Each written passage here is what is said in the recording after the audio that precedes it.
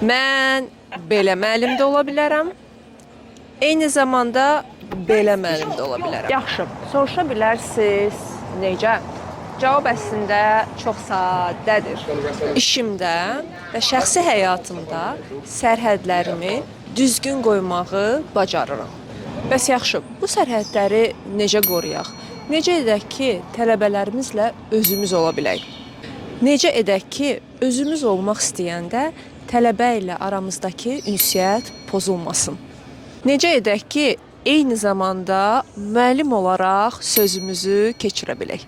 Bu sualların cavabını tapmaq üçün səni növbəti sərhədlər təlimimə dəvət edirəm. Mayın 11-i axşam saat 8-də məhz bu təlimdə pedaqoji təcrübəmdə istifadə etdiyim sərhədləri qorumağımda köməkçi olan hər şeyi səninlə bölüşəcəyəm.